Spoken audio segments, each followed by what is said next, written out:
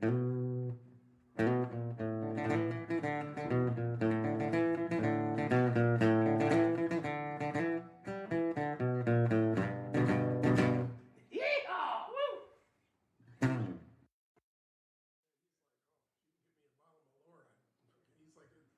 guy, I'm like, oh. I go, yeah, I was already going to bring a bottle back because so many people don't know what it is. It's fun to torture people with it. So we can all have it decide. If we don't like it, then I have some hot sauce that can take the flavor out of our mouth real quick. Ground zero. The bomb. You don't want to do that. Yeah, dude. Yeah. We'll get into that, but yeah. Let's not back away right away. So yeah, Josh, you want to kick us off or get us started? All right, so this is an episode of Sexy Meat Talks with Dave Byrn, a brewmaster of many different varieties, I'm sure. So we're going to learn about today. We're going to ask you a lot of questions about that. Awesome. It's probably obvious, but then we have Mark, a pitmaster and sexy man extraordinaire, and me. It's going to be great.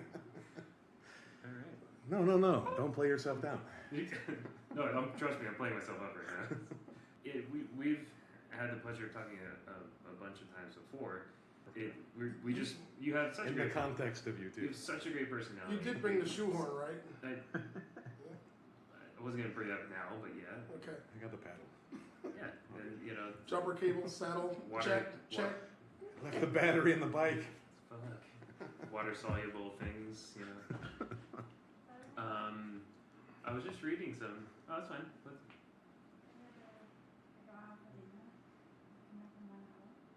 Okay. Probably. We'll be here for at least an hour. Yeah. Okay. See you. Thank you. Yeah, we will. So what? So, dude, solid gold printed. My wife's on the episode. Oh yeah. We'll keep not that editing that. No, please don't. That's fine. Solid gold. Founders. Oh yeah, that's their new lager. Their new rice water lager or whatever. Yeah. The new expensive shitty lager. Yeah, so it's like a Budweiser? Or? Actually, I enjoyed it. I drank it. I was like, there's a little Willamette or something hanging around in there. There's a little more than just... But do you feel justified paying the same price for a torpedo? It's not, though. They sell it in 50... Well, in Chicago, it's not. It was like a 15-pack was... I thought it was a little bit cheaper, but... $15.99. Whereas 6-pack of good beers is usually $10 nowadays. And right. It is what it is. But it's also... Has Founders been one of the big breweries that has been bought out by a big one, or are they still independent? Yeah, they're what? San Miguel? Yeah, so they were one of the ones that... Yeah, with Estrella and, yeah. So we're in Constellation, so that was Ballast Point and some of the other guys. I forget who owns who anymore. Yeah, no, it's like, weird. Okay, yeah, that one's Heineken, that one's this, that one's... Which... Kudos to those guys that stuff the dough in their pockets after all that hard work, but yeah, craft brewers kind of, I don't know, it's a ongoing thing. No, it is. I mean, the newest one is just, I'm sorry, are we supposed to just jump in? Oh, I've been recording for about 10 minutes. Cool. So. Yeah, we roll. Figured. Yeah, Anything else important we need to cover before? I'm going to sex it up in post. It's going to be great. That's how I talk about my editing. Yeah, I put on my mental glasses. I get all geeky and attractive. Right. I do the same thing with beer. Yeah. I hope so. I mean, I imagine you're a handsome man with glasses. You're a handsome man without glasses. So. Present my eyes. Yeah. That's why I asked for the color with the blue writing. I wasn't even sure it was. First time I don't fuck with me. Saw you at a brewery when I briefly worked with you a few years ago. Yeah, I think you had a small toothbrush to a threaded fitting. Hey, Mark, how you doing? I'm like, what are you doing? Cleaning this? Yeah. What the hell? Yep. No, I remember that. That was good times. So, what I'm talking about for our listeners and anyone that wants to know.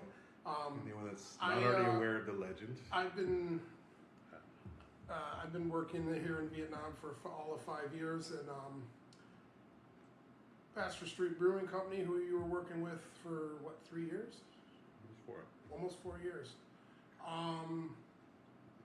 Yeah, they were the trailblazers, or one of the breweries for really collaborating with people. They did. I think their first collaboration was with Fuzzy Logic, and you guys did that killer barley wine, the tropical barley wine. Tropical barley wine. And then, yeah, the Pasteur Street guys approached me and said, "Hey, what, you know, woot and well, let's do a collaboration beer, you know." And it was, we did it through Beercraft, not woot woot, but we used our smoker, and yeah, we got a barbecue into a beer the only way we knew how. Let's make a bacon beer. that was fun. Oh, we had a pork chops and a mash tun too. So well, that's like that's great on Sexy Meat Talks covers food and beverage. Yeah, and talking about it all. But that beer is actually sexy meat beer. It was a big sexy. Trying to elevate your game here. 12%, big giant 11 something. Yes, giant stout with an incredible base stout recipe.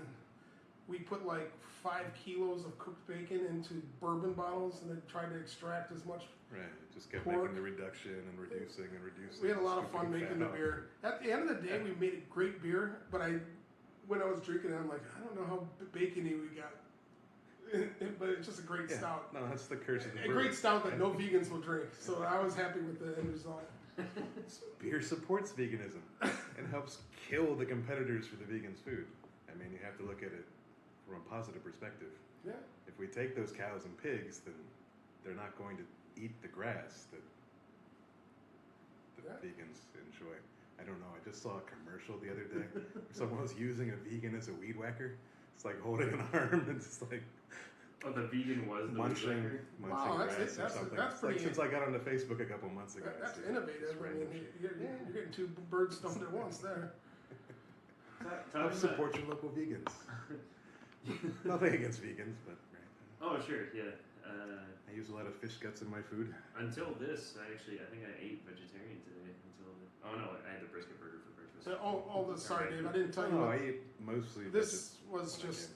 We always like to have a little sexy meat and nuts. Meat and nuts is what you know. It was like smoked nuts. The wasabi soy ones. I love those things. Mm-hmm. From Blue Diamond. I never had those. Blue Diamond, yeah. Brought to you by Blue Diamond. Yeah, well, not yet. I didn't have that flavor back in the States. So it looks like their smoked version, which is also awesome. No, tastes like bacon nuts. I brought that from the States. That you can't get that one here. You can get all the other ones here. It's like you can't get the Asian flavored one here. What are they thinking? Oh no, that's what pisses me off about Fritos going back to the U.S. It's like here you have the export version Fritos, which are lower in sodium. So they tried it in the U.S. to, market a low sodium Frito. And I was like, this is awesome. It has the right amount of salt. Because, when I was a kid, it was okay, but once I developed taste buds, it's like, no, it's just way too much. You can't use this. You have to dilute it with food or, cover it with beans or something else. It's just like, I think one time my brother made a, kills me. I'm pretty sure about this, but I think he crunched up Fritos and made a peanut butter Frito sandwich. Pretty positive. That must have been the fucking saltiest thing in the world. Yeah, that's Stoner 101. I mean, everyone is Dorito, Cheeto, Frito a sandwich of some kind. The funny thing is, he's not a stoner. Have you ever Dorito, Cheeto, Frito a beer? A beer? No. Oh, there we go. No, that's just wrong. I'll put meat in it, but not. Yeah, not corn chips. Not corn or rice. Why not? There's just such better forms of corn to utilize in beer. It's like you could, right? It's just the oil and the salt and everything else. There's only a few ways you can get meat into beer, and that requires a bit of fat and some other undesirable beer products. But yeah, when it comes to corn, no, I'd rather just make popcorn. It's like popcorn and beer is a great combo. So why fuck that up? Because I'm a brewer. That's what I do, man. It's like people come to me and ask me weird shit, and I'm just like, yep, I can do that.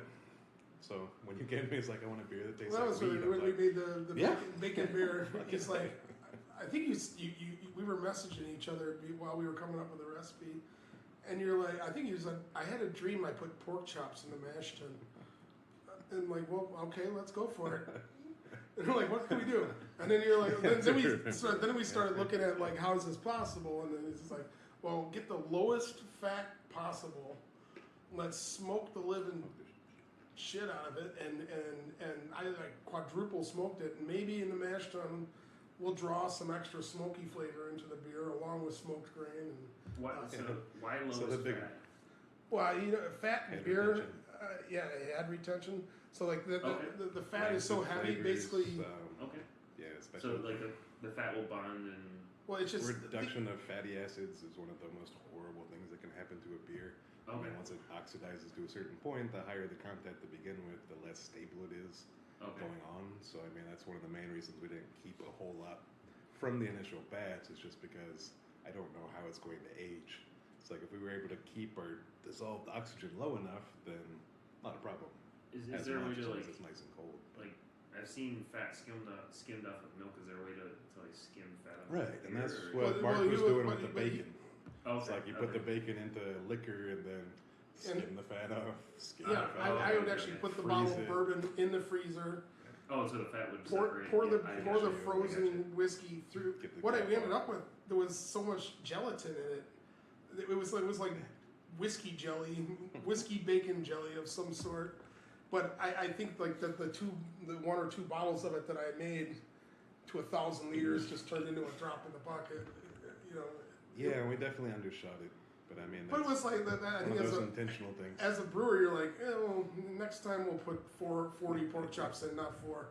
No, that was a big part of the discussion. It's like, how much do you put in before you have to risk maybe not being able to sell it? Just like, well, let's go low. We can always add as we How go, many, kind of thing. as brewers, because I'm that's not my expertise at all, and so I have a lot of questions. As brewers, like how many test batches do you do? Like, when you take a wild chance and you maybe make I don't know, like even a 5-liter batch or something. Never that small. Okay, but you know what I mean, like how 60 often do you, liters. like, A lot of make a- you could answer this. You can make- Pilot systems are from 50 to 300 liters or whatever. And even 5 liters, sure. Some of the 1 gallon systems, so I'm sorry, 3.785 liters okay. to our metrically inclined friends. But yeah, piloting and test batching comes up to the individual brewer, in some case a customer, and what we're trying to achieve. It's like when Mark and I talked, it's like, well, we're gonna make a big stout, we're gonna add meat to it. It's like, okay, yeah, no, that's not. Yeah, we didn't we don't know what we to didn't pilot expect, anything and- either. That's why we were a little Right. timid with our numbers. So like we just said, let's just make 1,000 liters of it and see what happens. It's like we're going to be able to sell it. You take 500, I'll take 500, and right. I If mean, that nothing seems- else, it's to going to be me- a great To stout. me, that seems like not a huge gamble, but like that's definitely a rolling die at that point, right? So, For sure. but And I mean, in but the that world also of- must be the fun in it, you know. You that's when you really go. I imagine what you guys do is go to the books and like see like, okay, what have other people done? Are there like beer kits? Or there standards for this type of beer? Like, have people done meat and beer before, or whatever? Like, so I imagine you get into it's the the same science thing of with it. cooking and everything else. It's like, right, I don't just follow one Sure, person's yeah, recipes, please. Right, I want to see as many different ways of making that same thing that people can come up with, Is and then use a combination of Thank you. that and everything else I can to elevate it. it And is sometimes it doesn't work, but sure. right, sometimes it's like, right, it's still a great beer, even though it wasn't exactly what we envisioned when we started. It's just kind of like, right, at that point, it's risk management, right? It's like if I go too big on the gamble, then it could fail completely and we have to throw it away.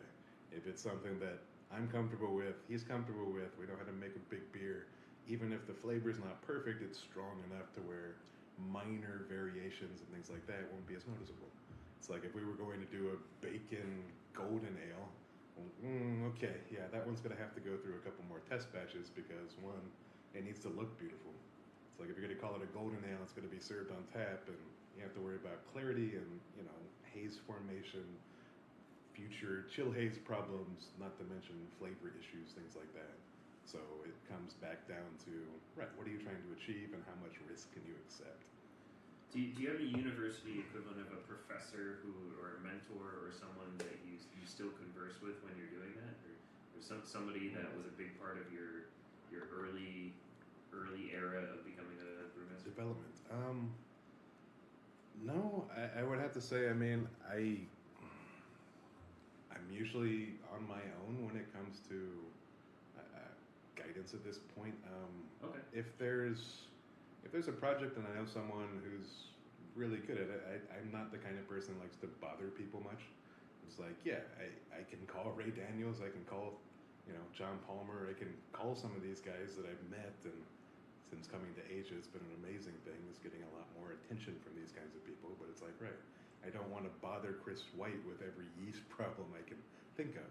It's one of those things where one of the greatest impacts on my learning and my knowledge has been to try and seek it myself and find out what I can before I go to someone else. Mm-hmm. It's like, usually there's a way I can resolve something or figure out what I need to do from, the resources I have available. And when it comes to reaching out to people, right, when I do that, I try and make it legitimate. I don't like people wasting my time. I don't like to waste other people's time. And as someone who's new to the social media thing and trying to get back into it. I think as a side project, it's even happening for me now in restaurant and in the brewing business, is those people that you mentioned, like Palmer and Chris White, they become your peers, not the people you look, you know what I mean? They'll start to ask you, hey, how's this yeast working for you? And it's like, whoa, it's like, I get that kind of attention from other restaurant owners, and I start to like, but that's what you learn when you learn how to do it yourself. You start to. You've done it. It's like, right. You own it. No, that's been the great thing being involved with Brew and now doing a lot more of that I've stepped away from Pasteur Street. It's like, I didn't know what I was doing and what my plan really was. Let's back up a bit. And Did we gloss over something? No. Just we jumped right into your career and currently what's working for you. But getting away from the sexy meat. What started it all? Like what was the? Was it just love of beer and led to home brewing? What was the beginning and why for me beer? it was sexy meat. I mean, that's what got me into making beer.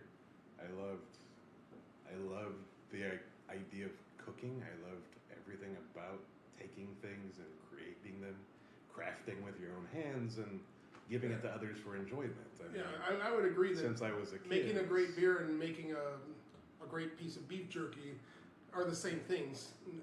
What you're looking like, what you achieve when I hand this done properly beef jerky I made. Hey Josh, try this beef jerky. It's freaking amazing. It's the same stage. It's just a different product, And the same thing I say about I like to play music and make music. Your stage is whatever your passion is, and just produce it and do your best at it. It's cool. So loving to cook and loving to create things. Yeah. I was always the kid who likes to take shit apart. My dad got pissed off at me, I don't know how many times, for just, randomly stripping down like a field radio and some other stuff he brought home randomly, like an RPG rocket site one time. My father's in the military. Okay. The terrorist or something like that. Sorry, just so we're clear. There was no live ammunition, although one time I do remember he brought Dad, home a Tomahawk missile. He brought home some dummy missile launchers. I mean, it said dummy on the side. It wasn't actually loaded, but we took those out of the back of his truck and we're just kind of aiming them at passing traffic. I don't want the military to have dummy missile launchers. I want them to have smart ones.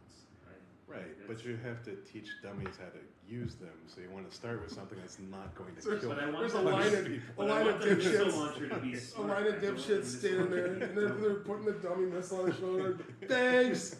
That's how they get them started. It's like, here's some dummy bullets too. Just next week we're gonna get total fucking idiots on the left, and we want fucking maybe a chance on the right. They print that on the side of the missile. Maybe a chance. There's only so much room on the launcher. But it's like, there's some cool things about growing up as an Army brat. Were you on bases, or were you moving around? Mostly. I mean, I went to about 16 different schools growing up. Oh, fuck! Wow. So, right, basically every year we were somewhere new. Did that less? occasionally a little bit more. That must be a big part of your development. Like, how did that become normal for you? Were you cool with it or okay with it, or you just expected it? Sure. Or Yeah, was it it pretty just hard and becomes, challenging? it's like, right, didn't have a choice, so you can either hate it or roll with it. I mean, yes. So growing up, I was very used to rolling into a new place sometimes midway through a school year, and I might not even be staying for the entire next school year kind of thing, and just like, right, you hit the ground running and you learn to engage with people, and at a certain point, I had to figure out, who I really am, because you spend a lot of time traveling about and trying to fit in with different people, you kind of lose that concept of self. Sure, that's really. And that happens with a lot of military people that I know. It's like usually they either grow up crazy as fuck or to be fairly well balanced people. Emphasis fairly. Emphasis, yes. On the surface, they appear to be decent human beings. What they do behind closed doors, it's their thing. I find it very interesting because when I went into when I was in 8th grade, I was going to high school, and this guy named Nate, I've known for a long time. We were like in a gym class, I think, or something, and just out on like a football field. And I just certain things always stick with you, I just remember him saying, "It's like I don't know what I said. I remember what he said, so I may have been expressing anxiety about going to high school or something, or I don't know. I don't remember my part of the conversation. I just remember him saying, like, it's high school, man. We can reinvent. We can be different people next year. Like, we're going into high school now." And so like when you were traveling to different places, were you testing out different? I'm not saying I say multiple personalities, but like, were you testing out? He went schizo on their ass. I'd say it was definitely multiple personality thing. So and do you find that is a skill that you've honed and that's maybe made business ventures more successful? So No, I feel like that's actually a good soft say- skill to be very good at. Sure. And I mean, not to say that I want to be good at pretending to be something I'm not, because I don't mean pretense, but like you're kind of exploring yourself, like you were saying, but like sure. does that make sense? I mean, at a certain point for me, it was just a matter of being able to fit in and do so quickly. Okay. So in a way, it was, sometimes creating something that didn't exist. I would lie to myself because, well, shit, I'm not really a cowboy, but I do like wearing the boots, and it's kind of awesome having a belt buckle. I love these cars, but it's like at a certain point you try and fit in with people and get, you become less true to yourself at a certain point. And that was a realization that came to me after, basically a lifetime of it. Once I got to college, it kind of all broke down, and there was something that I realized, which was you don't need to change who you are, who you're trying to appear to other people if you love yourself. If you're good with who you are as a human being, and people will like you based on that, as long as you're straightforward and honest with them. It's like you're always going to find people in the world who can relate with you, and there'll be a lot of people who can't. But at the end of the day, it's like that Army experience taught me that's not the way to go about life. I mean, if I was a sales guy, which I guess I kind of am now, but I think it did teach me at one point to be a good judge of character, to be able to read people very well, to get that different exposure. I think it's testament, like the success you've had here in Asia. You're being yourself, and you're doing what it is that makes you you, and you've been very successful at it, and you're doing it in a place where, craft beer and the things that you create are new to these people. So you're just being yourself, like you said, and that learning experience is probably a good thing when you're doing work abroad like this. No, it is. I mean, there's definitely Putting yourself into another place, and it's like, hey, I've already learned a lesson. Just keep doing the things I know how to do and I'm passionate about, and I never have to explain it to myself Do any the stuff you differently. love and just be Yep. honest with people. It's like you don't have to remember anything if you tell the truth. I mean, lucky for me, I didn't grow up in that Is that military Mark life. Twain? Or is that- Yeah, I'm sure possibly. plenty of people have said that. Yeah, no. It's kind of like paraphrasing him in terms of, right, travel is, oh God, what's the phrase now? Travel is, oh man. Travel is fatal to prejudice, travel is fatal to prejudice, something and something. Is this a I'm Mark forgetting what it Twain? is. Is it? Yeah, Or is it- Samuel Oh, okay. Longwing Clemens. Are you're a Twain fan? Yes. I mean, right. One of the greatest I adore the just man. dry senses of humor in all of history. Do you, It's- I know it's a little off topic, but do you know like his? You can find so many ebooks on Gutenberg.org, I think, and like it's a bunch of like I read his essays on a weekly basis. Like it's just his travels abroad. I need to get into that. There's some great ones. I just finished A Tramp Abroad, which is his travels from. He starts in this northern Europe, in like Sweden, Germany, those areas, and he's traveling down with his cohort Harris. It's fucking hilarious. Like the man knew how to insult people in a way that it was just kind of like it's basically he was at that time he was. So now just, you're starting to learn about Josh's passions. the man just understood how to basically say like, you know what, fuck you, but you're like, oh yeah, fuck me. Yeah, you're right. Piece of shit. Yeah. No, I love the guy, and I definitely do want to read more of his essays. I have not branched out much. I'll send you a link to that webpage Here, later. in terms of my reading in a long time, which is sad. And when I do branch out, it's like distilling or cider making or something, just equally horrible and nerdy. But yeah, I quoted him recently, or paraphrased. Rumors of my death have been greatly exaggerated, which is another one that's great because of the real story behind it. If you know, it's just like it wasn't even him that was dying. He made a trip to Europe, and he had a brother or someone related to him that was sick there and almost on their deathbed. I think it was their brother-in-law, and the brother, he was very close to death, and everyone's like, oh well, I guess they're both dying. So once he finally got a printed version of that back, it was just like, yeah, rumors of his death were greatly exaggerated. He's living, he's fine now. I was never sick, kind of thing. And now it's just like rumors of my death have been. Wow, it's like that game of telephone. Just get people in a circle. You start with something, and by the time it gets back around to you, it's just like, wow, it's amazing what happens when people just gossip and talk and. There's not a clear line of communication. You guys have briefly mentioned some innovations. I've kind of, over the years, I've followed ecologically friendly developments in like craft beer and other industries. But I was just reading that in the last week or two, this saltwater brewery in Florida just came out with biodegradable six-pack. You saw that too, yeah. Yeah. Which seems like a great idea. I don't know what cost that adds to production, but it's Yeah, that's happening for us in the restaurant industry, and yeah, that's just you guys are making edible bags now or something. bacon bags, Fucking sweet. bacon wicker baskets to carry your 6-packs with biodegradable rings. Goddamn right. See, this all I'm could be surprised done. you didn't have a bacon burger yet. It's like not like. Don't worry about sea turtles getting stuck in this. I'm gonna eat it before it leaves my house. Just make the sea turtles tastier.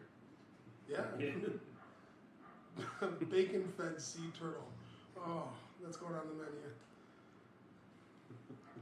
Gonna piss off some That vegans is today, son. that is environmental responsibility right there. And we have like, because I mean, in this realm of edible things, like, I was looking at this earlier and I realized that I was like, oh yeah, edible panties are actually a thing. Like, that's, I mean, I don't know anyone who's ever, I don't know how to I'm not even sure what verb I should use for this. Used one of those? I'm not sure how to like. Well, I don't even think you're supposed to. I don't even think you're supposed to wear them though. I think it just if you're out of cheese, you have a pair of edible panties on your sandwich. Go, you know, it's ham and edible panties. a ham and edible panties, or Okay. or if So if I come to you and like, can I have a ham and eat if your sandwich, partner please? or your wife or significant other is away, you can slap a pasty on your bologna. I mean, can't you also use it for like a turkey? Just to help keep the juices in? If you get it over the legs. And, put edible panties on a turkey just so there's no mishaps and little clips to hold the legs back kind of thing. And like turkey bondage. I wasn't going to go right there, but yeah. Many people are coming up with just fantastic ideas that are small fixes to small problems that over a long period of time can actually have a serious effect. Like plastic going into the ocean, like waste going into landfills and then being there for like 500 years or whatever it is. 500,000 years. 500,000 years apparently. The historical man himself says. But are there any breweries right now that are innovating in a way that like you're excited by or happy to see or just like wow, that's great? Yeah. No, there's a lot of amazing stuff going on there. I mean, the biggest thing is trying to get that to Southeast Asia. I mean, because it's usually technology that's going to be very expensive to implement. Okay. Do you have some examples? Or Right. So I was just recently reading about can't remember the name of the brewery right now. Literally this morning, it was just one of those things going through my email. Just like this brewery just got awarded, an award from an industry for being carbon neutral. It's like taking all of these drastic steps to one, not only build a LEED certified building from the beginning, very low maintenance in terms of energy, properly designed for the workforce, but also in terms of trucking and things like this, it's going with the can. So not using which is much more friendly. That sounds better. Going with the can weight is wise, less shipping weight, also reduces carbon footprint. It's easier to make. It's recycled more of. Yeah, purely and more easily recyclable. So you can recycle glass as well, but it's a problem. I mean, Requires you pay more energy, more. I think. Exactly. Yeah. It's like you're going to weigh, bottle weighs about for an equivalent size, and You again, know what? depending on the Edible type cans, of it. guys. Let's get it done. Edible cans. You mean these aren't edible? That's the hard thing. Well, Shit. Mark I comes from a line No of wonder I've been having stomach aches. Mark comes from a line of goat herders. It's gonna the Yeah, I used to open can tops, like with my tooth. Yeah, I have half this tooth replaced, and I don't do that anymore. Yeah, stuff oh like shit, that. really? Ooh, yikes! Yeah, I got It lucky. worked for a lot of times. I know. It's like I had to make a spit cup, so I just bit the top off of the can lids and ripped it off. And yeah, that was my spittoon. It looked cool. It's kind of like opening a beer with your hand. Mm-hmm. Even though I have a wedding. In all seriousness, kids, do not pretty cool, do right? not open a beer bottle with your teeth. It's not. Yeah, not to be recommended or emulated. It's not cool. Chewing tobacco is also very bad for you. Don't do that. Stick with beer. Stick with the beer. Stick with beer. Doesn't Sierra Nevada? Don't they have Didn't they? And I could be wrong on this, but didn't they pioneer or I guess engineers the better word, a CO2 recollection system, like in their brewing process, they can they capture gases. They were not the ones to invent it. It's been around for some time. Okay. They've for the bigger scale breweries, they've definitely made a lot of advancements as far as that goes. Mm-hmm. But I mean, even for example, Bach Dang Brewing here in Vietnam has CO2 recollection and reuse. Cool. It's just not on the same level. Okay. So on a properly designed system to capture, reclaim, filter, change it through gaseous to liquid phases, purify it, repopulate it, and then pressurize it back into a system takes a very well-functioning system. If it's not, then you have problems with taste contamination and other flavors getting back in. And I know you have an automotive background. It's kind of like reclaiming the Freon and dumping it in the machine and none of it going into the air. Here, man, you see a guy on a motorbike with the R12 tank from the 1970s on his shoulder, and he's leaves it open. Or just fill it back up. Well, it all leaked out over 2 weeks. Oh, I'll come back in 2 weeks and fill it again. There's a little bit of time before they can fully catch up to the. But I'm glad to hear that it is here and starting there. Right. The technology is very wide. It's a matter of getting the right tech that's elevated enough. Josh, you brought up Sierra Nevada. I have a can of beer I brought back from the U.S. that I wanted us to taste and talk about because Sierra Nevada put out their original pale ale, in 1981? 2 years after they repealed the new breweries law thing that kind of freed the industry to happen in the first place. And this beer that I brought is a hazy little thing IPA from Sierra Nevada. I've already had one. I enjoyed it, but I wanted us to all taste it and talk about one of the old dogs making one of the newest styles. IPAs, yeah. That looks a little too fucking clear. I didn't even have it pour the first one poured, and he's already. That's too clear. So that's As a brewer, one of the things I just hate is New England IPA. It's like when it's executed right, it's beautiful. But you notice how, because it's Sierra Nevada, West Coast, it's not New England IPA. It's hazy. Sure.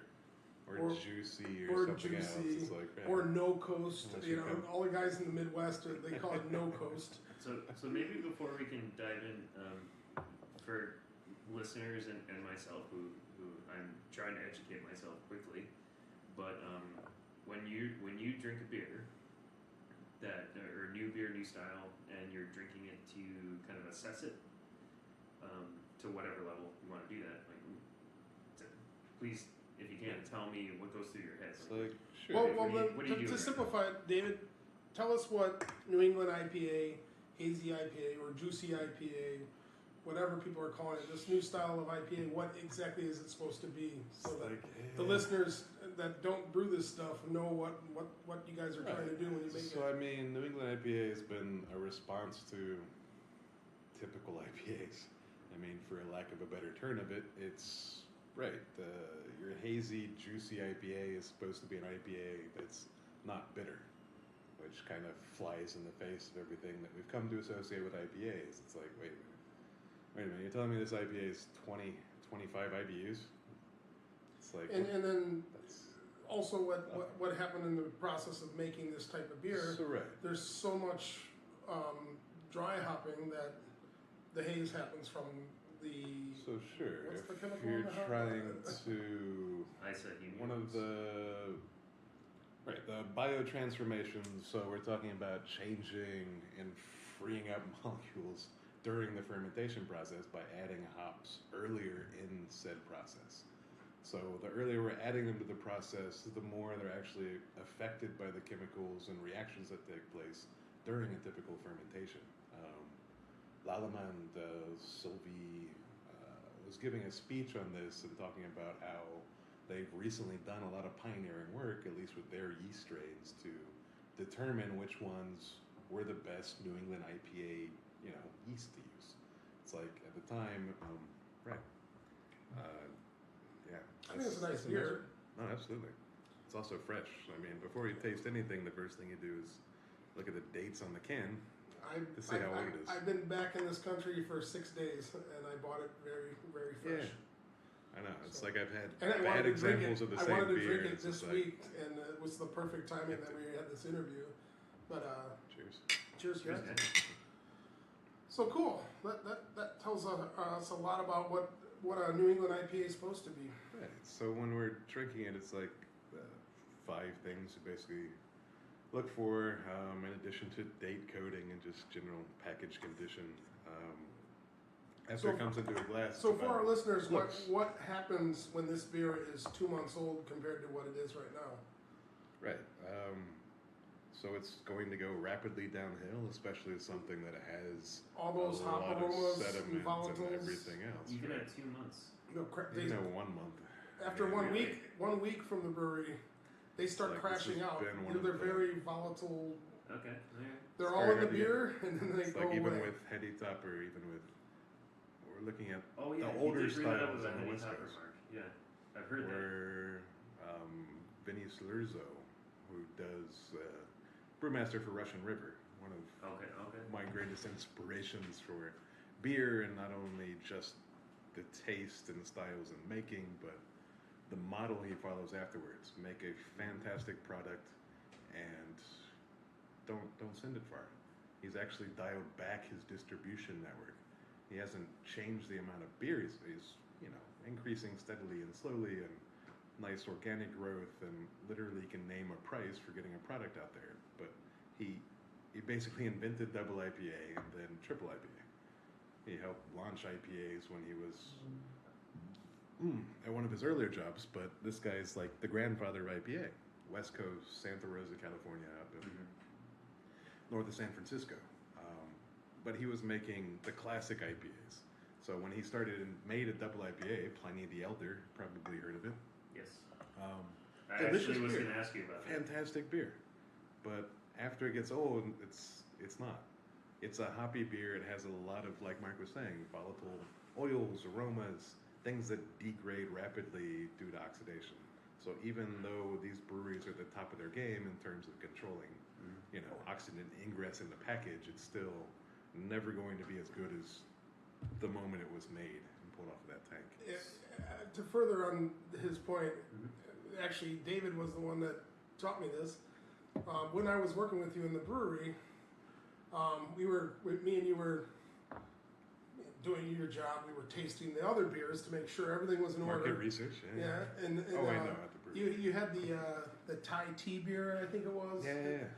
And you're pouring me one out of the. You had 3 or 4 each because they were just dynamite. And then like a week later, I was at Pasteur Street Brewing Company, and I'm like, oh, give me one of those. I'm like, what happened? And I wanted to give you feedback. I'm like, it wasn't as juicy and fresh and wow. And he's like, that's my job. For it to taste like it does out of the bright tank for as long as possible is what I'm fighting to do every day of my life. And just, I'm like, I asked him, like, how long ago were these kegged? He goes, these are kegged off of what me and you were drinking out of the bright tank. It's the same stuff. It's a week later.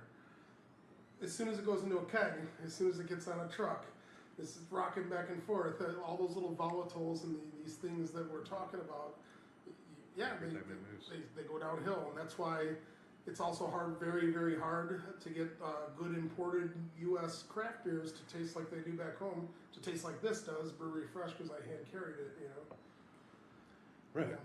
So No, to- it's to definitely tough. go back to a previous point just for a second, because I get it.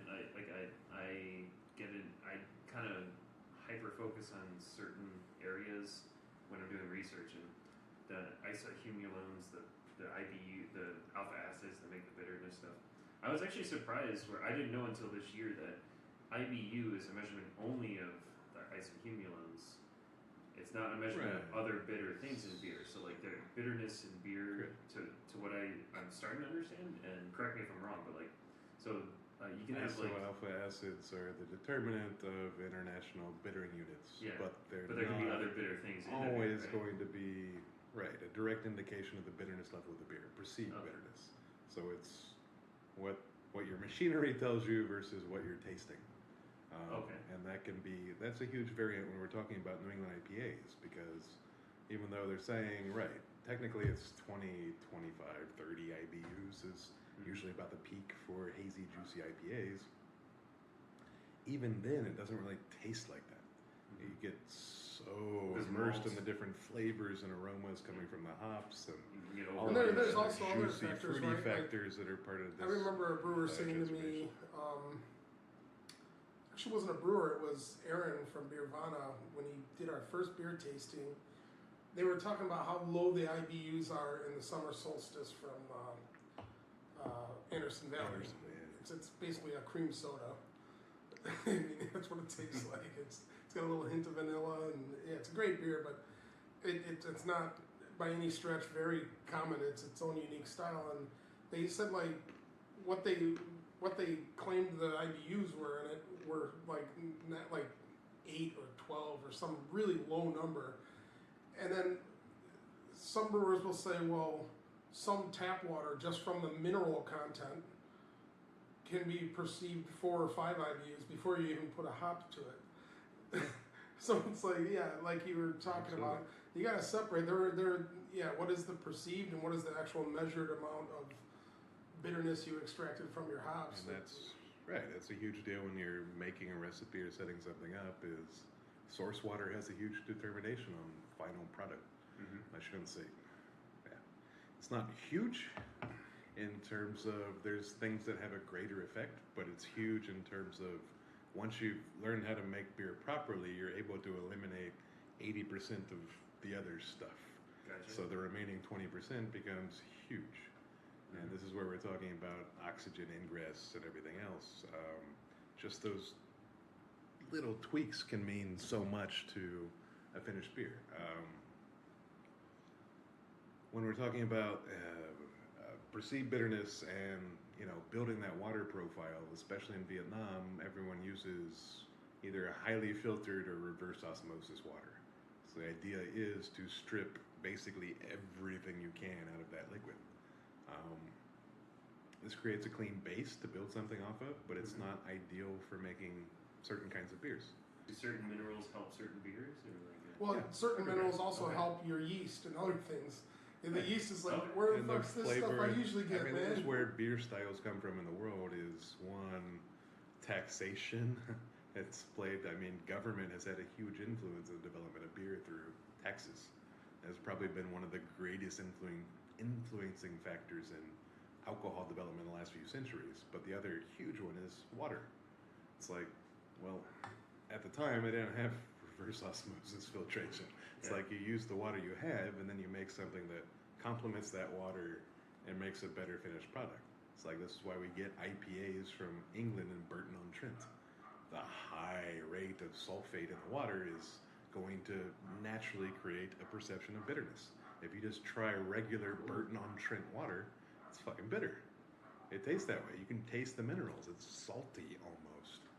But that makes a fantastic bitter beer. It helps to accent the hops, brings out those flavors, makes it, very, very, very bright. Are there any negativities to having a sulfite in the water? It's horrible if you want to make a nice, clean like a lager stout or or a lager. Right? Okay. It's like that's why you go over to Dublin, where the water has much more higher calcium content, and the style is better suited. The alkalinity matches better with this dark roast malt because it's slightly higher in pH, and it brings it down to where that's ideally exactly the combination of ingredients you want to use to get a final finished product without having to tweak anything. It's like this is the beer that water was designed to make. It's the same thing with Pilsen. We want soft water, super soft, light, and that's where you get a Czech Pilsner. Near my hometown in Newtown, Connecticut, my hometown is New Milford, but Newtown, there's this awesome pizza restaurant called My Place, and the guy running the place would get just fantastic beers. I'm pretty sure that Pliny the Elder deserves the hype it has, just based on what I've never heard otherwise. And like Beer Advocate rates it very highly. Obviously, craft beer rates it very highly. So many different outlets. I'm curious about beers that have too much hype. Like, are there any beers where you're like, wow, that's actually not a really well made beer? New England IPAs, all of them. Okay. Which I didn't know was a thing. I'm from New England, and I had no fucking idea that there was a style. Because I've been living here for 5.5 years, and I feel like that's a thing. What was the beer that kind of kicked that style I mean, Yes, Heady Topper, Heady Topper, Alchemist, Alchemist. for sure. And Because I mean, in Chicago, there's Was Heady Topper identifying as Daisy a Cutter. Have you heard that from? Pale Ale? Or IPA? There's called Revolution in Eventually. Chicago. Eventually. Have you had Revolution in Chicago? oh yeah, Their Daisy Cutter is yeah. a Ray pale ale. Daniel It's- owns. I drank 2 Daisy Cutters last night. I brought them back, and I remembered liking it more a couple of years ago when they first put it out. But it's a great It beer. depends on how it's been treated. I mean, it's like we're talking about hype and stuff. I was talking with Chad from Beervana the other day, and he was just like, "Yeah, I had one of the worst Pliny the Elders I've ever had in my life Oh, shit. not too long ago." That's gotta Because be very depressing. he's from Santa Rosa, so I mean, he knows what the beer should taste like. He was, you know, a few kilometers or whatever away from the brewery once they set up there. And he's just like, "Yeah, no, I had someone, you know, bring me back some beer, but first they went backpacking through Europe, and then they came to me in Thailand and brought the beer. So even though it was only from the brewery and it was a month old, it was in a backpack and it was in and out of rooms and up and down mountains and, you know, sweating Pressure in the and sun heat. and I had everything else you could about 2 years possibly do ago- to make a beer taste horrible. Yeah. About 2 years ago, I had not quite the same experience, but the second time I tasted Pliny in my life, the first time was someone brought it from California directly to Chicago, and it tasted amazing. And then a VQ customer of ours, really friendly, awesome guy, like came in. He knew me from just seeing me at Beercraft when, just a couple of years back when the D3 store was our big new store, and I was there a lot of nights. He just like, "Here," I'm like, he just handed me a Pliny the Elder in Vietnam, "Thank you." And he's like, "No, let's drink it right now." And Yes. it was about 3 weeks to a month old only, but I think traveled in his bag and got warm, got cold, got warm again. It was okay. I was just like, I'm supposed to be having this awesome experience. It just didn't happen. But yeah, exactly. And that's disappointing. I mean, we're talking about, like you're saying, hype before. Certainly a nice gesture, though. Oh no, Yeah. no, the gesture No, was that's what it's great. I about. still enjoyed it. I'm like, I'm drinking a half okay Pliny the Elder. Damn it. It's like, Is it? I always categorize that as like an exclusive beer. Like it's a hard to get beer. It's Well, and for do they reason, only Russian make River certain, Valley they never. only make a certain amount a Geographic. year. No, exactly. yeah, that's They never went into I mean, out of. I guess you could say about any beer, but you know what I mean. Like they make a very limited amount. Or they just don't distribute. Yeah, and They distribute, but they've been cutting it back steadily every year. It's like Okay. why I told you I respect Russian River more than most other breweries on the face of Yeah, the like- earth oh, because that's cool because they before care it was about popular to. So It's like you know, farm to table. people It's are- barrel to glass. Like it's they care about the end product, the Care end about- experience. So. Right.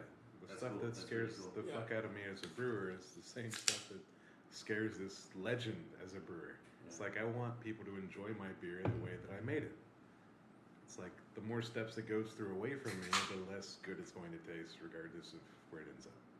And it's Yeah. one of the scariest things is just exporting beer somewhere and be like, fuck, I hope they sell all that quickly and it doesn't get lost somewhere and doesn't go to.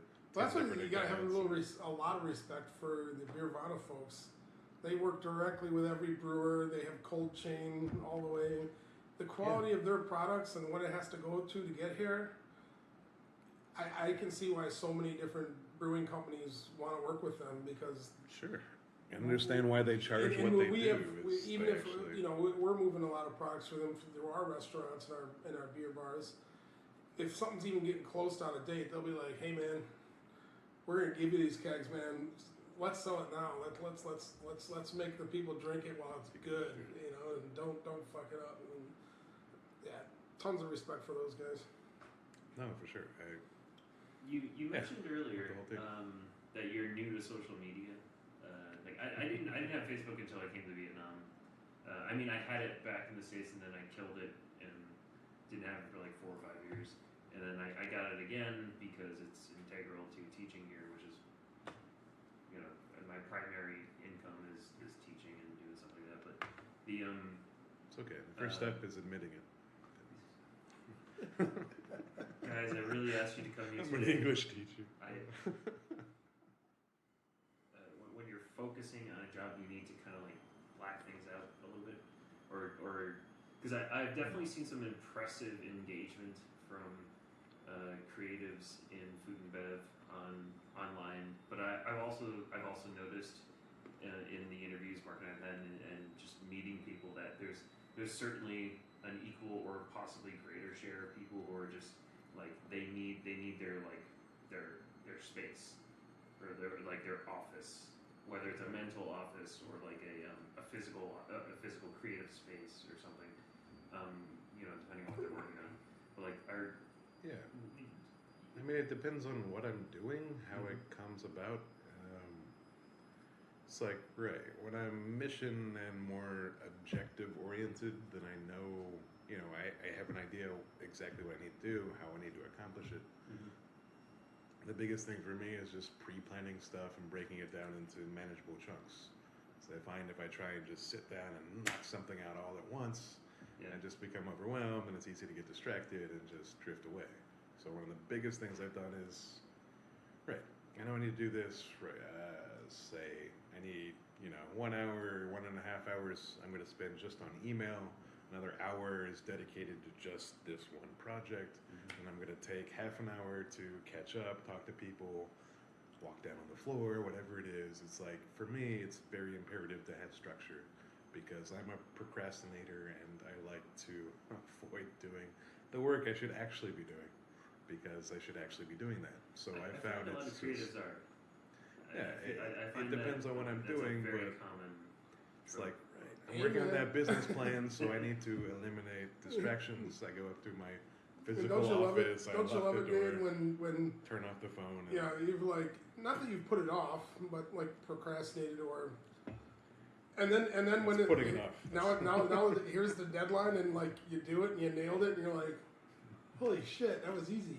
Why didn't I do that 6 months ago? All right, I'm admitting there's a procrastinating, lazy dickhead in me that I'm constantly fighting with. Everyone. It's like, I know I work better under pressure because I've seen it happen. But maybe it's not like all it's not all procrastination. Maybe it's it's like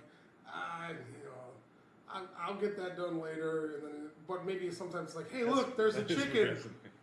There's a chicken. No, I mean I spent too much time looking at the chicken. Oh shit! What did Tim Scott just comment on Facebook on something? No, I literally have to turn that crap off. And some people say, well, maybe Mark, Mark, or maybe my mom has even said, you may have ADD, and then like before she could finish the sentence, I'm like, yeah, but look, there goes a chicken, and so squirrel. Yeah, exactly. The dog from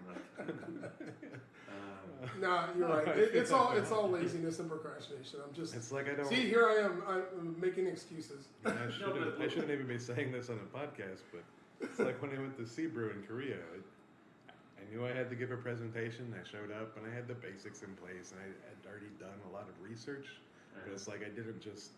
It wasn't on a PowerPoint. It wasn't lined up. My pictures weren't there. I was just kind of like.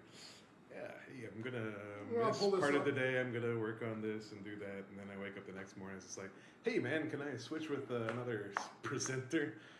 I'm supposed to be like the second person on. It's like, can I be more like the last person? Yeah, okay. So from 9:30 in the morning to 3:30 when I actually gave the speech, it was just like sitting there and just forcing myself block out everything else. Yeah, but you had a clear deadline. Focus. Yeah. So I have pressure and stress, and okay. I mean, no, that's the why thing that gets the heart I pumping. originally got and just into journalism. Nothing feels better than when you fucking rock something right before the deadline, and then you're like, fuck yes, I did that, and like that's it. Yeah, it feels great. Like I built this PowerPoint, but and I literally walked in 5 minutes before I was supposed to give it. No rehearsing, no nothing else. Putting it up on the screen and just like, yeah, fucking nailed it. I know if someone said like, if you keep doing this, you will die. I'll be like, oh great, okay, but when? When do I die? So, I'll stop right before then. So let's have another beer. Let's go back to what was your first brewing job? What was the first brewery you worked for?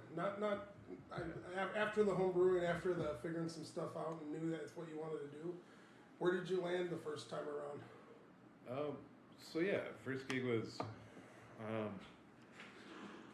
with Highland Brewing Company. Where are they located? So this was Asheville, North Carolina. That was where you grew up, or that was the area you were from? Right. So I grew up all over, but Asheville was more of a home to me than most places. Okay. Or it's actually more like Boone, but it's north of Asheville, farther up in the And mountains. then, That's where we went as a family, did our family reunion kind of deal. Cool. So wherever we were living throughout the States, normally make it back there for the summer, hang out, see my cousins, do fly fishing and rafting and mountain climbing and all the crap that I love to do. it was a cool place to work. It was a cool place to. Highland was, it was awesome. I mean, before that, we were up in DC. My early life had led me to automotive side of the industry. I know we talked about this before. Yeah. We both worked for Right. dealerships, and I was the Yeah. parts guy that could piss you off when you were trying to book hours, and I got you the wrong fucking part. And you wanted to smash my head. Sure. Then you That was another became life. the interior guy that was making 3 times as much as I was on Yeah. the same hour jobs. But I don't hold it You in guys resentment. book. You guys, it takes you 4 hours to do that, and you only book 0.8 For warranties. Oh, sorry, that's dealer lingo. Yeah. So then, I love that. Good podcast, guys. I was working Sexy Meats. I worked on Sexy hey, Cars. there's dealer guys out there that'll listen to this, and they'll be happy we I know. represented. I mean, Sexy Meats. I mean, that's good looking tires, right? Sexy Meats. Yeah, It's nice meat low on that. profile. What I like to tell people is I got started in craft beer because I got tired of making money and wanted to be happy for a living, which is pretty much true. So I went from the number 4 Jaguar Land Rover dealership in the States to 80% pay cut to be a keg bitch and clean Wash kegs and fill bottles. Clean and run that a mash packaging. tun out, bitch. It's like I was, I got to senior technician level or whatever because I knew how to fix everything in the fucking building, but at the same time, it's like, well, that's not why I'm here. That's not why I got into craft beer. So then, It's like I've been homebrewing for 20 years. what was at the this next point, stop? and- Was that? I know you worked for Cigar City. Was that the next stop? So from Highland Brewing Company, it was 3 years there, which was awesome. I mean, like I said, again, not groundbreaking beers at the time. It was very core oriented. This is what we've been making. This is what we're doing for almost 20 years at that point, and it's like this is what we need. But it was done properly. I learned how to clean things. I learned how to verify things were clean. I learned steps. I learned process. I learned how to come up with SOP. Cool. I learned the importance of sanitation because that's SOP, what by the most- way, standing operating procedure. standard operating procedure. Yes. Now those give me erections. And then, But it's like so properly while done we're SOP. having this conversation, But you know sanitation too now, so that's great. Yeah. while we're having this conversation, I wouldn't endanger the beer. while we're having this conversation, I did pour a beer for you guys. This is called Beer's Choice IPA from A bunch of bearded guys sitting the around. Bear's Tighthead. choice. This is from the Tighthead Brewing Company, my hometown. So, like where you got your start in brewing, Billy, the guy who made this beer, he's the brewmaster and partner with Bruce, the owner of Tighthead Brewing. This is one of their signature IPAs. Wow. What alcohol is that? They Sweet. 6.5. 70 IBU. yeah, this is a little flashback to where it started. Billy was the guy working at the brew store when I was first learning how to brew, and he told me how to put together the right hops. You try using this ale yeast or this ale yeast or 1056 with this beer and with this hop, and he started giving me all the cool advice. Like we're talking where you started from. This beer is currently what they are doing now, but where it all started for me. Reminder. Yeah. So It's then, a delicious one too. I mean, yeah, cool. 70 IBUs. I wouldn't have guessed. It's like it definitely tastes like some earlier dry hopping. There's a very juicy current running through there, but it finishes. I was that drinking this nice on kick of pine and tap less than a week ago, and it was. I only brought one can back. So how does it compare This is pretty fresh. compared to that? Because I know I was talking earlier about packaging stuff. There was something that annoyed me about this was you clearly use a different can and then put a wrapper on it. Yeah, Mind so if I a cut sleeve. that off? Just curious what they put underneath. Oh, so you want to take the wrapper off the can and see? Oh, See what- interesting. I I didn't notice that. It's a shrink wrap sleeve. I'm sure it's a blank can, right? Also, is No, that a it's not a Gerber? blade. Is that a? Kershaw. Can onion knife. My friend Billy is gonna be like, "Bitch, you're exposing me."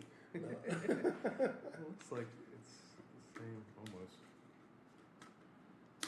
Did it just get double wrapped? Looks like it. Oh, it just got double wrapped. Unless they had changed something like a Ah. UPC can. Yeah. Yep, that's it. They changed the UPC. Ah, so what a detective you are. No, just a brewer. So underneath the Beer's Choice shrink That's wrap the kind of label shit I is the look at. Beer's Choice label with a different UPC code. With a different barcode. So instead of opening all those cans up and wasting all that beer, they just said, let's just throw these sleeves on until Put we another sleeve on there. exhaust those cans. Exactly. Fair enough. Well, it's Smart. So, I mean, especially if you have to buy containers at a time. I guess So- you can now identify as the Arthur Conan Doyle of beer brewers. with your so from Highland to Cigar City and to next was Vietnam, right? No, I did a couple other startup breweries there in Florida. So after Cigar City, I left to go be production manager for Motorworks Brewing in Sarasota. So I was there for about a year and a half, launching them from the ground floor. Love the space, love the setup. I mean, I was really happy to get involved with the project. They had like an old Hudson automobile dealership, and their logo they just took from Hudson because copyright had already expired. So with a couple Woohoo! little tweaks and Free it's like shit. the tap handle literally looked like the Hudson. The Hudson It was cool. bonnet I or mean, I whatever. was just like, right, you're ripping something off, but look it's beautiful. I like the way it looks. It resonates with my automotive background. I was just like, the project was too good to resist, kind of thing. Didn't do vetting. I just decided to leave. It's like the money's right. They want to pay me more than I'm making at Cigar City. Is like significantly more at the time. Just So found what was out it, that, like, my success wife at was Cigar pregnant, City? daughter was on the way. Was that because of success at Cigar City? Like you were starting to In the Highland, I mean, it's like right. I right worked at through- Cigar City. You had become the head brewer, or No. Right. One of the guys I worked with there, who was at the cellar when I left, has now just become a production manager, and that was 7 years of sitting there and working. There's a little bit more openness now, but I was running third shift operations there when I left. So I came on board as a packaging supervisor and stopped doing that as quickly as possible to become a brewer. It's like I essentially. so what was your first full-on brewing gig then? It was Cigar City. Okay. It's like at Highland, right, it's mostly packaging and getting into the cellar side, cleaning everything in the building, and then fixing it and making sure it ran. It's a great place And to then start, Cigar right? City, it was, right, we need a packaging supervisor who can set up lines and run this. Bought like an old 9-head rotary line from New Belgium company. It was like this, it was a model. It was literally a one-off experimental canning line who no one had parts for and no one knew how to And work. then isn't that because how? it was just like, no, that was Highland Brewing Company. Okay. So losing my fingertip was a 1976 Cronus, very, very, very manual bottling system, 28 head filler. I'm thinking. I remember you told me the power was cut and you were working and someone. Came back on, and all of the safeties for the doors were disabled. So down where I was, it was still possible to power everything up. Wrong place, wrong fucking time. Alright. That was one of my So, introductions to craft beer. Then what was the last job in the States before going abroad? So last job, after I left Motorworks, I did a short-term gig for J-Dubs Brewing down in also Sarasota. So Motorworks is in Bradenton. J-Dubs is Sarasota, but it's just basically very close. Tampa, Bradenton, Sarasota. Same general area. And then down there it was just, short-time gig to help get them launched, going, try and figure out how I can help operationally kind of thing. And at that point it was, after about, I think I was there 3 months or so, it was like talking to Alex, talking to John. And Came across coming over here? that So, kind of thing. It's like, and I was looking at alternatively either starting my own brewery or making craft beer somewhere new and exciting. It's like I was looking at Asia because at the time I had never even traveled to Asia. It was one of those things where it was just, I want to go there. I want to see what it's like. I mean, reading about Vietnam and seeing it's like, wow, there's an entire country that loves beer in Asia. yeah. It's like they really love beer. And they haven't even It's found like out about this stuff yet. 97% of everything they drink is beer, and they don't even know what craft beer is. That's just wow. Right. That is such a So, fucking potential yeah, market. Let's cling to that. Yeah, well, cheers, guys. Not bad by you. So then, yeah, but now here you are, almost 4 years into working in the craft beer scene in Asia. For our listeners, or what are the challenges? What was different, and what's exciting about it? Yeah, the challenges are what's different and exciting about it. I mean, what I tell people now is, I know I could go back to the U.S. and start a brewery, but I would just kill myself out of boredom. It's way too easy to just go back and, I know I have the checklist and here's everything you need to do and you send it to this guy. And Here's my if you want AZ something, you just IPA. call the Here's my number and they Imperial. deliver it in like Here's 2 this, days. right? And it's just like, it's sucking all the fun and enjoyment out of things. It's like coming to Vietnam, I didn't know what to expect. So it was like, literally I told him, I'll give you 3 months. It's like, I don't know if you're legitimate. I don't know if you're just blowing smoke up my ass. I don't know. It's like, I'm not going to sign the contract until I have a chance to come here, sort it out, see for myself kind of thing. And it's just like, So in the last 4 years, I've been back to the States 1 time. And, brought the whole family, Basset Hound, daughter, wife, all from the States. And never looked back. I mean, loving it. Cool. Loving it. Very cool. Cool. And it's just like, So, I've been leading for a little while. Josh, did you have any questions for that? Yeah. Earlier you mentioned that we all have facial hair. You're the the tendrils sprouting out of your cheeks are fantastic. Like what type of care do you go into that? Because I have, as you've seen, I have had quite a longer beard and I'm growing it back out. Like occasionally I'm just like, oh, shave it off. And just get tired of fucking with it. Let's go off topic and beard maker. We're going beard. How do you make this thing look like that? My thing, I'm gonna guess that's 6 months of growth at the longest point. I'm gonna guess. yeah, I think it's about 7-8 months. 7 months. Okay. Right, the longongest point. It's- I screwed it up a bunch of very times. and- squared. It's nice. It's like it's very well And I shaped. have to keep redoing it. And Clearly no, trimmed, mine so- likes to curl on itself too. So I found actually Jack Black's beard lube. It's one of the best beard. Not that Jack Black. Just so we're clear. Not that Dave Byrn, not that. not that one, but yeah, blue bottle, beautiful stuff. I started using it for shaving. My brother Randomly met someone at TNT Barbecue who had a friend who was just back and gave him a bottle, and we were talking was it about Logan? beards as beard. Nah, Logan doesn't have. No, he doesn't have a. No, I But mean, yeah, like, he's Logan a and friend Mark- of someone's yeah. there, so like, Right. I was literally there eating dinner with someone, and this is a guy I'd never met before, and yeah. we started talking about beards, and they was just like, "Hey, man, nice beard."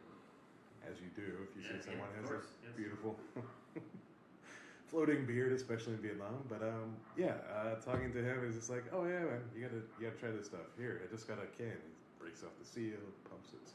I bought a jar of coconut oil and was like, I didn't use much, but in the morning I woke up with what can only be described as a bread loaf of ants, like just on my face.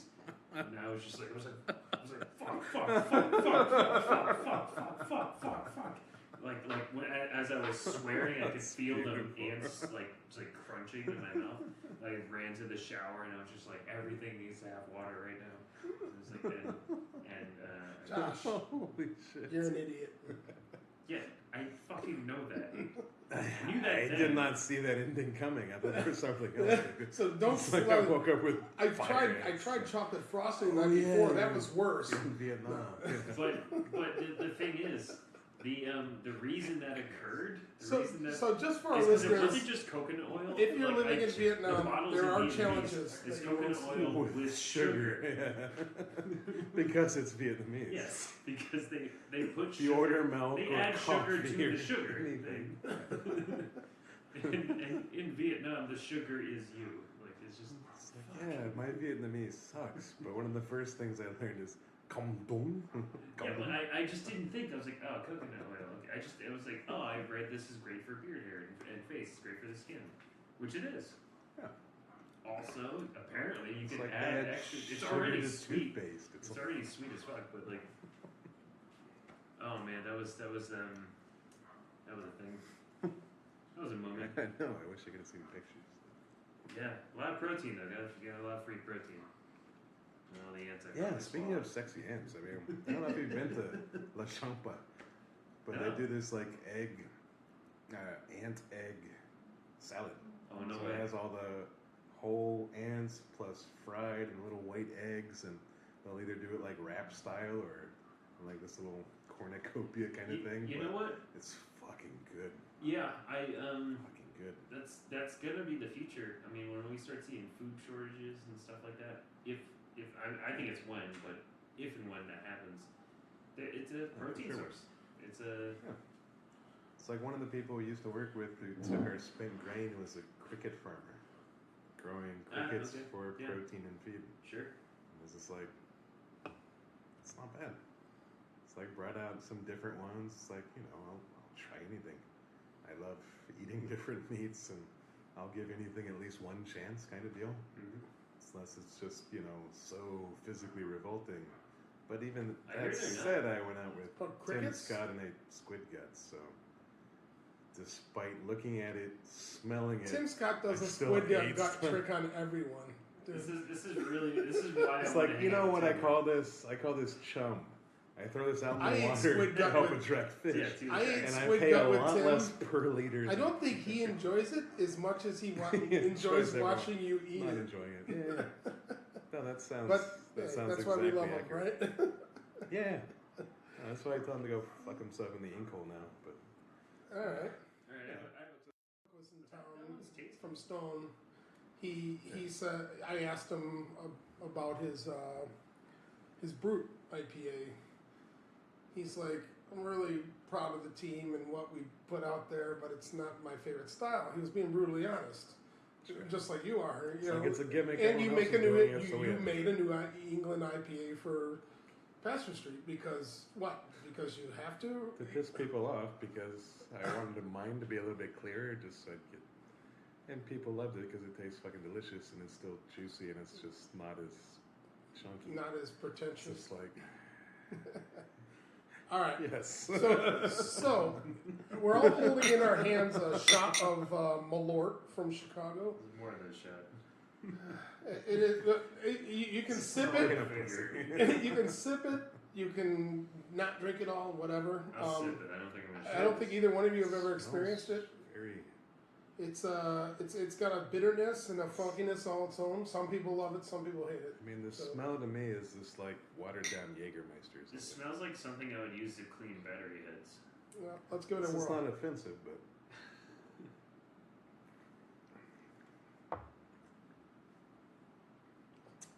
What is that? Oh, is this this like a Pim's Cup thing? What is in Pim's? Is this the same? Is this the stuff that's in Pim's? I have no idea what Pims is. It tastes like bitters. It is a. You know Pim's, right? It's a. Pim's Yeah. Cup. Pim's Cup or Pim's Cup? I like the Archer episode as well. I think it was the Double Deuce. Yes.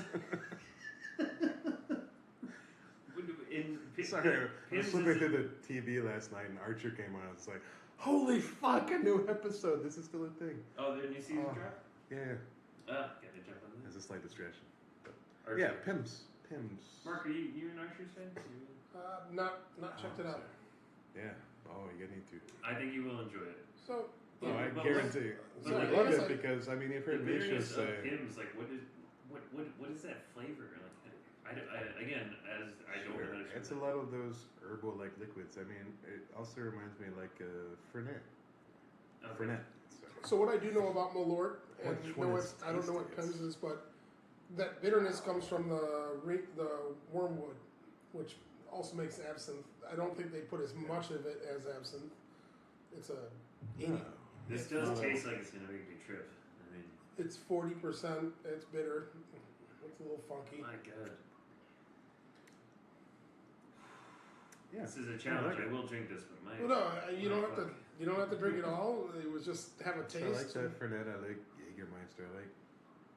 It's always interesting when people take different herbs, and this one's just one, which is crazy because you try Fernet and it's like 30 something, almost 40 different kinds of herbs in there. I don't know. I don't know what else is in I there. listen to still. people who try and do that with beer, and But it's if, like, go fuck yourself. if What are you- you doing? Just stop it. Simplify it. Stop it. People can't taste So beyond the first 5 things you put in here. Just go with that and whatever. So I think what Family might be tradition. since we're drinking this Malort. abomination of flavor, whatever the fuck this is. Since So we're for drinking you- this, all right. So I was thinking about this the other day. So I bought this because every time I see it, you can tell by my snack arrangements around and the shelving for the snacks. All right, This so, was so salted caramel peanuts. I don't know. Yeah, I like. Maybe beers it can like be an that. inspiration. Salted caramel in a beer, easy, malty, salty. all right, so we're back into it. All No, right. it's beautiful. Beer, good food, good sex. They all go together. Because yeah, I mean that kind of beer would just be a little leg over leg action, spooning. Oh, and this behind this little cup peanut style. in a Salted beer? caramel peanut porter. Yeah, no, I made one before, and that's just that slow. That's like the lazy dog. You know what lazy slow dog is, loving stuff. Josh? Lazy dog. I don't know that You know, one. it's like you and your partner lay on your side and you do doggy position without even have to like Oh yeah, I know lift that any one. limbs. Yeah, spoon. Just Yeah. get the leg back. And if you get real creative, you can like lift a leg up or something. But you're just very lazy. That's the most effort. It's the most effort you'll have to exert is maybe We're lifting going a for leg. a Just sexier interpretation, but If you get Right. real creative, I love that. take a leg from just laying on top. the reason I say creative to stay in the world of laziness. That's all I'm doing. Oh yeah, that did No, it. I mean, that it's- finished it. It's also going to be a necessity, depending on the length of the engagement tool. Yeah, that might have something to do with it. Engagement tool. Wow. It'll change Sexy meat talks. the position of after the dark. pleasure receptor. This is sexy meat talks hard to beat. Foreboding. Obviously. That's right. Spooning from behind, salted caramel porter, not pilsner. Yeah, but that's hard to determine because what if David does missionary 4 times as hard as you do, but you do doggy style 4 times as hard?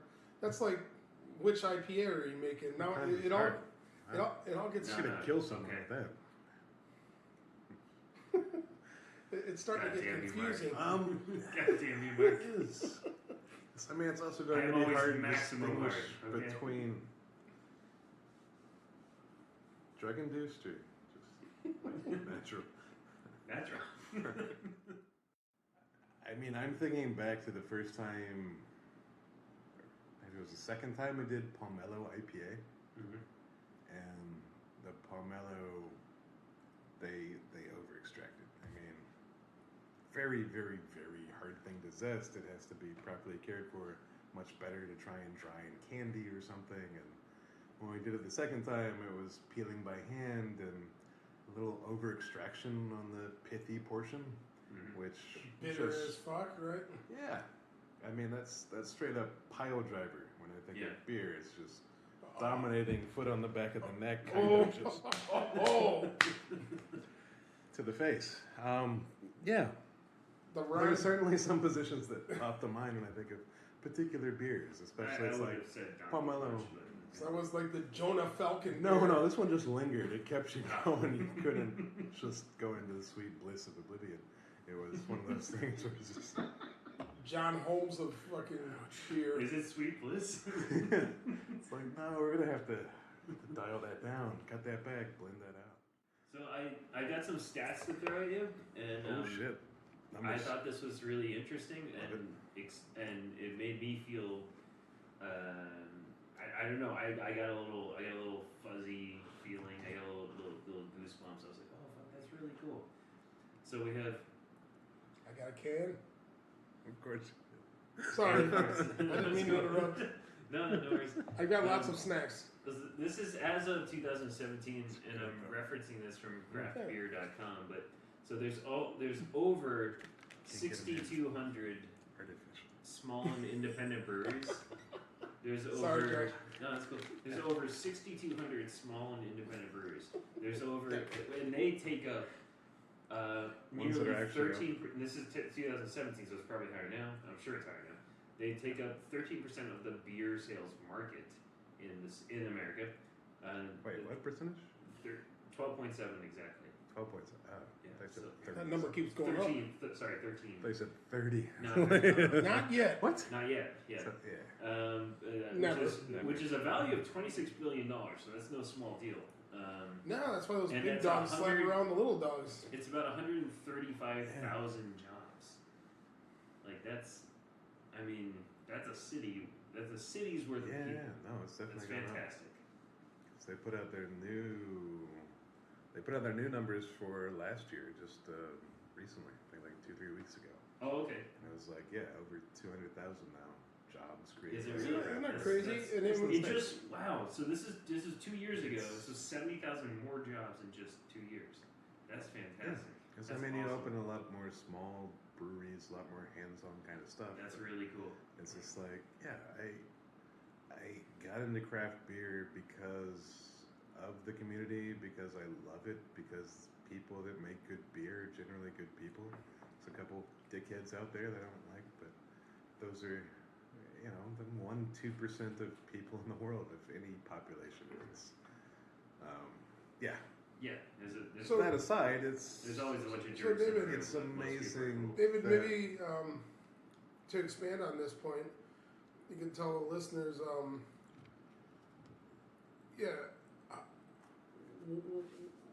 a lot of us small craft brewery companies and a lot of the people you've worked with, all the stops all along the way, why there is that sense of community, why they do stick together,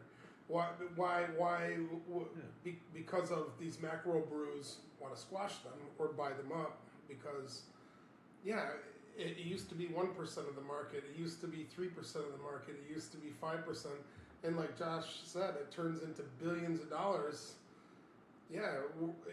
As little guys and independent business owners and people looking out for each other, you get attacked from these macro companies just like everyone else does in every other industry, Right. I mean, haven't really felt that in Vietnam yet, but again, it's like, right, you're less than 1% of the market here. Yeah, but we've seen it a little bit. I've heard of Sure. Budweiser coming into this resort and saying, "Hey, make us exclusive, kick Pasteur Street out of here." And that stuff happens still here. Absolutely. Happens everywhere. Tiger, it's like, right, we'll pay you $10,000 a year, you're only going to serve Heineken and Tiger. Here's the check, we'll pay you up front. Yeah, and it's you hard just for a got to small say business owner that likes that you're not hearing going to your take any of the products. draft. How do they say no to that? It's like, sorry, I like your beer, but No, And you you hear about it in still, the United man. States too. It's especially in Massachusetts, and it's been having big problems lately. Just pay for place. What we call in the States a pay for play scheme. Here it's just pay for play. Period. It's perfectly legal. There's no government crackdown on Tiger or any of these giant corporations going in and giving people money for draft accounts. It's one of the biggest barriers that we faced in Vietnam so far in terms of just getting Now, when someone to talking listen about or give place. is this just draft, or what about canning and bottles? So right now it's usually just draft. So you could still serve. Because Heineken, Tiger, those guys, no, they realize, you want to keep other people's bottles, that's fine. But you have to charge more for a bottle than you do for the equivalent amount of draft, so we're going to give you two products,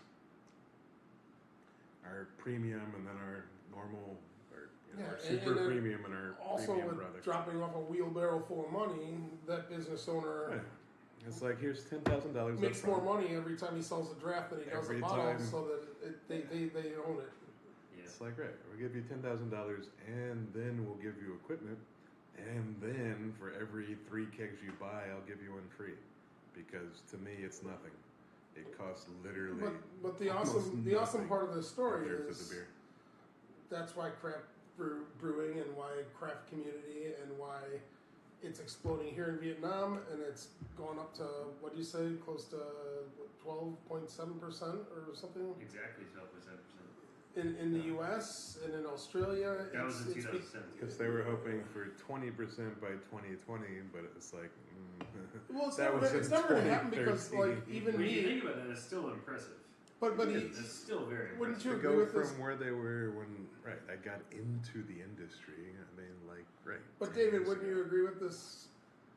Crazy. Even myself, a craft brewer, a company that sells craft beer, a company that supports a bunch of craft beer communities here in Vietnam. We're all drinking Tigers, Saigons, and Bas. Yeah. And it's how I grew up. It's always going to be the mainstream. It's always going to be part of it. Even if you love craft beer, you might go and have 3 or 4 IPAs, whatever, get your fix of the flavorful good beers that this is why I drink beer. And then you have your 12-pack of PBR or Budweiser or Miller, whatever your choice is. Right. I did that when I was 18. I do it when I'm 46 years old. So what I can offer to the beer conversation is that I have homebrewed, which is I am the most novice of novices when it's brewing beer. But I did spend 2.5, 3 years working at a beer and wine and liquor store in Connecticut, and a lot of that time I spent just trying to figure out ways to sell interesting 6-packs to people, like mix and match 6-packs, and eventually that went into doing just little beer tastings. We were a very small shop. Like the store is the size of this apartment. Like that's how small the store was. It's called North. You call my apartment small? It's good if you want to live in it. It's an appropriate Mark. Vietnamese size. Yeah, it's That's what she said. That's right. Yeah. oh god. Don't want to go there, but for the record, that was Mark. But yes, small beer store selling. Stop Selling using the big word 6-packs. small. But what Sorry. It's just tiny Vietnamese beer size store beer. it's not small. It's a little thin. inadequately sized beer sales story. Okay, now we got it. Beer store selling. It's a beer sales story, but the what I went through a process of I quickly understood that I cannot taste beer on the same level, or wine on the same level that winophiles or people who enjoy wine can. I can't. I don't have the taste buds for wine. I like an old vine Zinfandel. I like a Malbec. I know I like the heavy, very tasty, spicier wines. Because it's Sugar easier to ass. taste, because a lot of people don't like those, because there's too much taste. But for me, it's just normal. That's why I like whiskeys. Nuanced enough. Yeah. Yeah, Sure. I have zero nuance in my tongue area. And so, more That's on what that, she more on said. that later. More on that later. But one of the interesting things, I think it was Harpoon Brewery.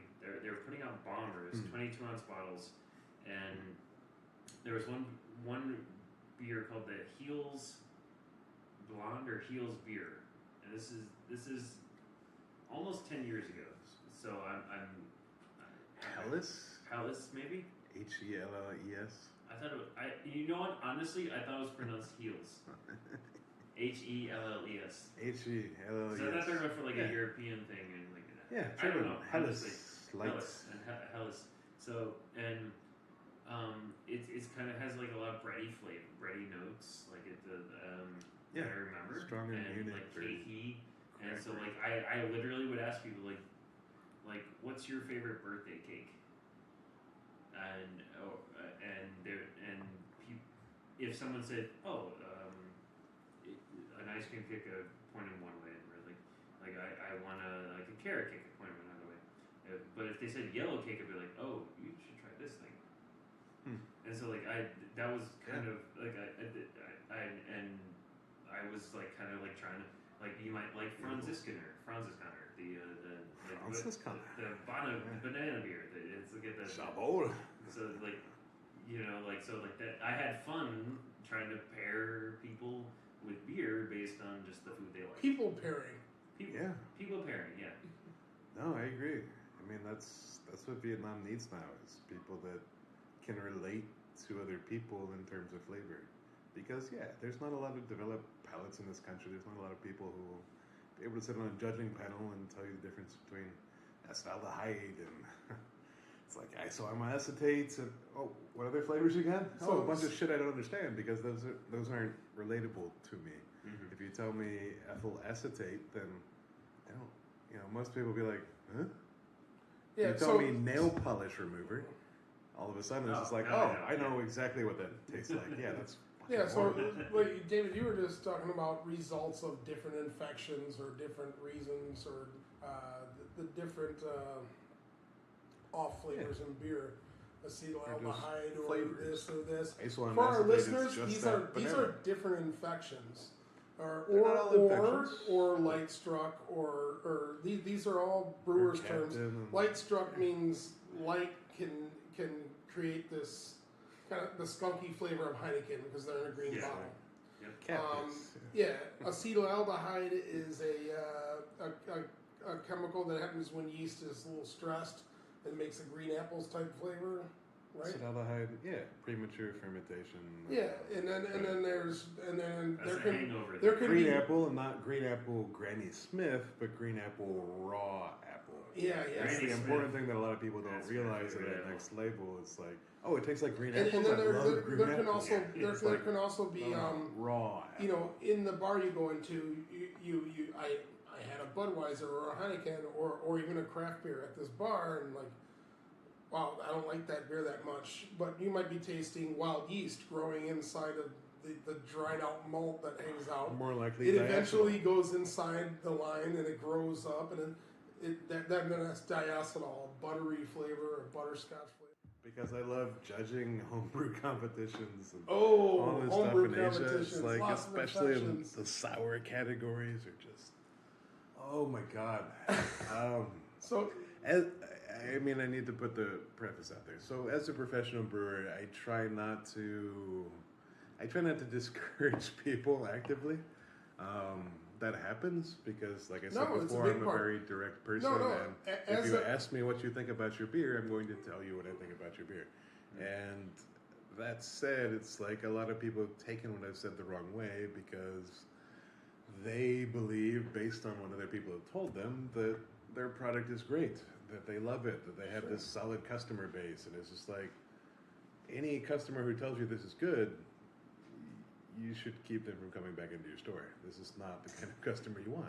But you can't tell that to people directly. It has to be I've tried your beer and it has these infections. I think you're doing okay here, but you should check out these things on your next and brew. you also know, I mean, for our listeners, Yeah.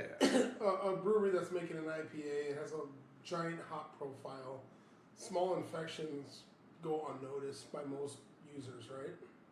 Sure. Where you have Unless a it has blonde time ale, to develop you have a and- light drinking blonde ale, and there's a little diacetyl or anything, it sticks out like a sore thumb. So sometimes you're people right. get away I with mean- it, and then they make one or two beers, and those styles work for them, but they didn't figure out. And then, like you said, you taste their beers and say, "Hey, I taste these infections, or these things are happening." Right. Dave, thank you so much for coming here, talking with us. It's a fantastic time. Overwhelmingly fun experience, I think, for all of us, by all accounts. Thank you for coming. We just want to. Pleasure is all on this side of the table. Okay. Well, can And you? and my thank you was feeding you artificially flavored peanuts. Yeah, no, those are delicious though.